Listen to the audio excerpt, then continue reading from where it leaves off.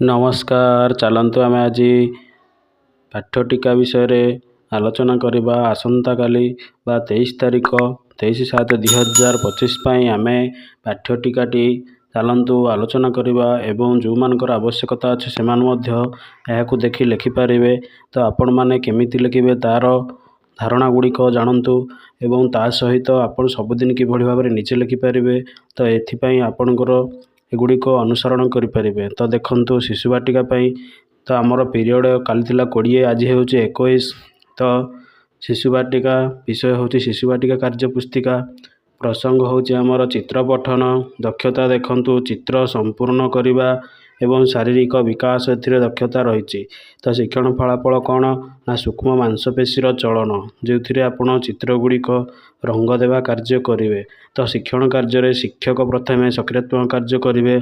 जमी अच्छी ये मोर हाथ कही अभिनय कर अंगभंगी से भाव में शिक्षार्थी अनुसरण कर अंगभंगी प्रदर्शन कर सक्रियात्मक कार्य संपादन करेंगे। से भाई द्वितीय कार्य चित्र को संपूर्ण करने कह। तृतीय कार्य से चित्रटी को भल भाव में रंग देवे ता कह। तो शिक्षण सामग्री देखु शिशु बाटिका कार्य फर्द अच्छी एवं आपणकर चित्र फर्द अच्छी। तो मूल्यांकन देखु चित्रटी को संपूर्ण कर एवं रंग दियो जो थे आमर जातीय पताकार छवि अच्छी। मंतव्य हूँ आपणकर बहुश्रेणी से भाई देखु आपणकर प्रथम श्रेणी आज हूँ पीरियड आपणकर 27। तेणु विद्या प्रवेश विषयटी हूँ आमकर विद्या प्रवेश कार्य फर्द होची आपणकर 26।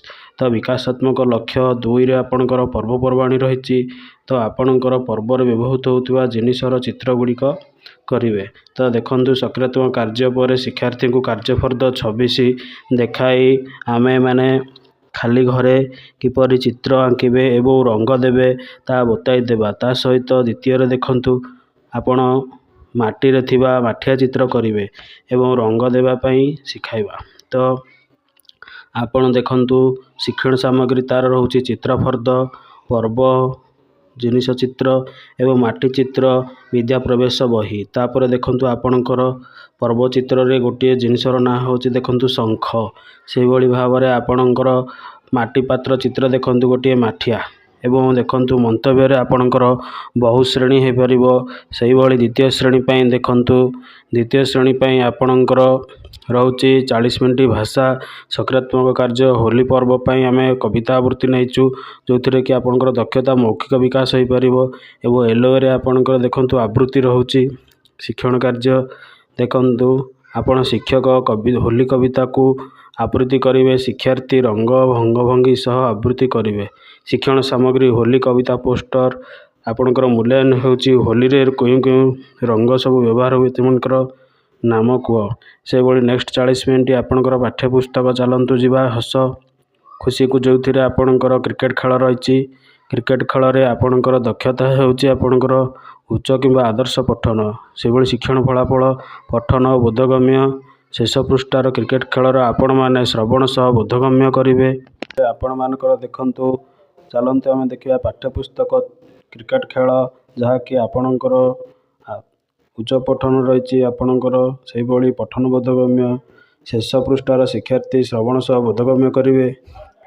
हस खुशी चित्र फर्द करेंगे। केउं दल क्रिकेट जीतिले ठेकुआ दल कि बिलुआ दल आपण मूल्यांकन करेंगे। से भाई भाव में नेक्स्ट 40 मिनट देखु आपण मानकर कार्यपुस्तिका 26 जानवाहन नाम जानिबा सारणी रु जानवाहन नाम गोल बुलाइबा। कार्य देखु कार्य फर्द 26 आपण नाम कहे जानवाहन नाम कहे शिक्षार्थी को पचारे खेल पड़िया देखाइबे। खेल पड़िया कौन कौन कर आलोचना हेबो। से भाई देखु सामग्री रे खेल पड़िया चित्र सारणी फर्द अच्छी। तो आपणकर मूल्यांकन सारणी फर्दर शब्द गुड़िक गठन करवा। से भाई आपणकर नेक्स्ट देखु गणित 30 मिनट क्या स्थान केउठी जानिबा पूरणवाचक स्थान कल्पकथन करवा।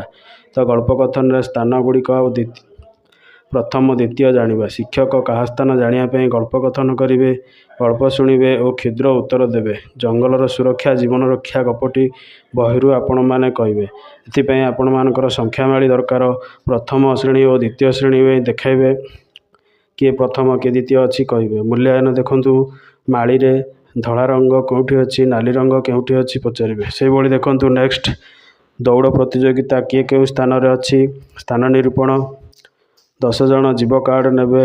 ବାଘ, ହରିଣ, ଗୟଳ, ଘୋଡ଼ା, ଠେକୁଆ, ଗଧ ପ୍ରଶ୍ନ ପଚାରିବେ ପ୍ରଥମେ କିଏ ଅଛି। ଏହିଭଳି ଆପଣ ଗଣିତ କଳିକା ନେବେ। ଗଣିତ କଳିକାର 10 ଆଧାର ଏବଂ ବ୍ଲକରେ ନେଇ ଆପଣମାନେ ସଂଖ୍ୟା ତିଆରି କରି ଆଗ ପଛ କରିବେ ଏବଂ କିଏ ପଞ୍ଚମରେ ଅଛି, କିଏ ଷଷ୍ଠରେ ଅଛି, କିଏ ସପ୍ତମରେ ଅଛି ପଚାରିବେ। ନେକ୍ସଟ 30 ମିନିଟ୍ ଆପଣଙ୍କର କାର୍ଯ୍ୟଫର୍ଦ୍ଦ ଦେଖନ୍ତୁ। ଆପଣଙ୍କର ସ୍ଥାନ ନିରୂପଣର ସମ୍ପର୍କରେ ଅଛି, କାର୍ଯ୍ୟଫର୍ଦ୍ଦ 10ରେ ଅଛି, ତେଣୁ 10 ଫର୍ଦ୍ଦ 1 ଆମେ ନେବା। ଯାହା ପୂର୍ବ କାର୍ଯ୍ୟ ଥିବ ମଧ୍ୟ ସମାନ୍ତରାଳ ଭାବେ ନେବା। 8/6 ମଧ୍ୟ ଅଛି। ତ ଆପଣଙ୍କର ସପ୍ତାହ 10 କାର୍ଯ୍ୟ ଦିବସ 1ରେ କାର୍ଯ୍ୟଫର୍ଦ୍ଦ 10ରେ ସପ୍ତାହରେ ସମ୍ପର୍କିତ କିଏ ଆଗ କିଏ ପଛ ଅଛି।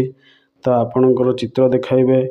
ସେହି ଚିତ୍ର ଗୁଡ଼ିକରେ ଆପଣମାନେ କିଏ ଆଗରେ କିଏ ପଛରେ ଏଭଳି ଭାବରେ ଅଛି। ଆପଣଙ୍କର ଚାଲନ୍ତୁ ସେଇ ଆପଣଙ୍କର କାର୍ଯ୍ୟ ପୁସ୍ତିକା ଦେଖିବା। ଏଥିରେ ଜୀବମାନେ ଅଛନ୍ତି, କିଏ ପ୍ରଥମେ ଅଛି ପଚାରିବା, କିଏ ଦ୍ୱିତୀୟ ଅଛି, କିଏ ତୃତୀୟ ଅଛି। ଏହିଭଳି ଭାବରେ ଆପଣଙ୍କର କାର୍ଯ୍ୟ ପୁସ୍ତିକା ଗୁଡ଼ିକ ସମ୍ପାଦନ କରିବେ। ଏଭଳି ଭାବରେ ପାଠ୍ୟଟିକା ପ୍ରତିଦିନ ଜାଣିବା ପାଇଁ ଏବଂ ଲେଖିବା ପାଇଁ ଆମ ଚ୍ୟାନେଲକୁ ଲାଇକ୍, କମେଣ୍ଟ ଓ ସବସ୍କ୍ରାଇବ୍ କରନ୍ତୁ।